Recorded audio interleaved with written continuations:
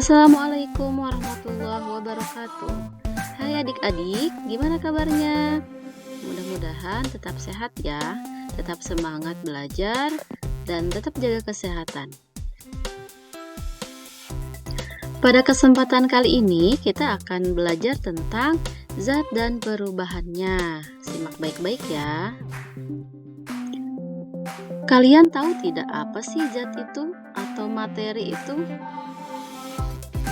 Ternyata zat atau materi adalah sesuatu yang memiliki massa dan menempati ruang. Nah, coba perhatikan di sekitar kalian.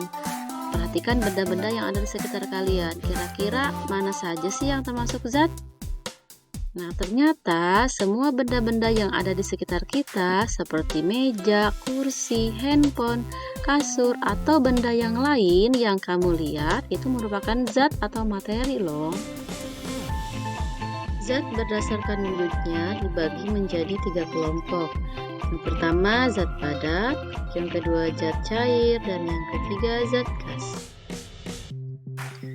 Berikut adalah sifat zat dari zat padat, zat cair, dan zat gas. Yang pertama kita bahas untuk sifat zat padat. Zat padat ini memiliki bentuk yang tetap, kemudian volumenya juga tetap. Kemudian jarak antar partikelnya sangat rapat sehingga partikelnya tidak dapat bergerak bebas. Kemudian zat padat ini tidak bisa dimanfaatkan, massa jenisnya besar dan tidak dapat mengalir.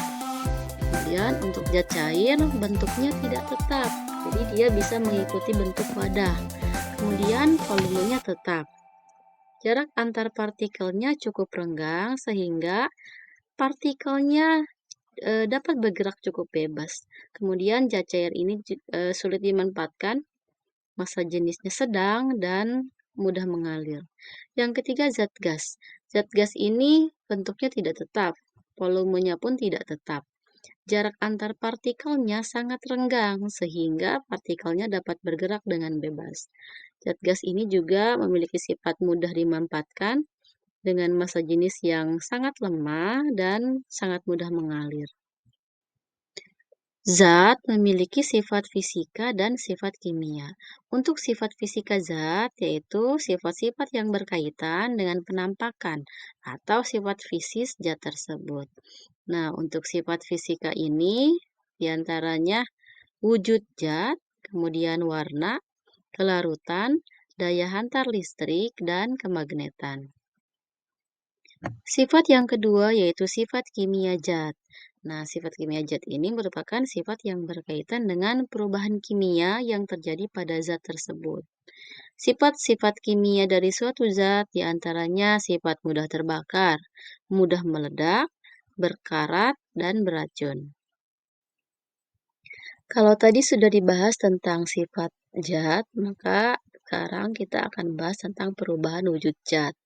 Nah, zat bisa mengalami perubahan wujud dalam dua kondisi. Yang pertama ada perubahan fisika, yang kedua ada perubahan kimia. Perubahan fisika ini perubahan zat yang tidak menghasilkan zat jenis baru. Kalian bisa lihat contoh yang di bawah. Ada gambar beras jadi tepung. Ada gambar batu es yang mencair. Nah, keduanya tidak menghasilkan zat baru karena bentuknya bisa kembali ke bentuk semula. Kemudian untuk perubahan kimia, ini perubahan yang akan menghasilkan zat jenis baru. Misalnya, ada singkong yang kemudian diolah menjadi tape. Nah, tape dan singkong ini merupakan dua jenis zat yang berbeda. Ciri-ciri perubahan fisika dan kimia. Perubahan fisika yaitu perubahan yang terjadi tidak membentuk zat baru. Kemudian zat yang berubah dapat kembali ke bentuk semula. Perubahannya hanya terjadi pada wujudnya saja tanpa mengubah sifat dan struktur zatnya. Sementara untuk perubahan kimia yaitu perubahannya terjadi menghasilkan zat baru. Zat yang berubah tidak dapat kembali ke bentuk semula. Kemudian terjadi perubahan pada sifat dan struktur zat.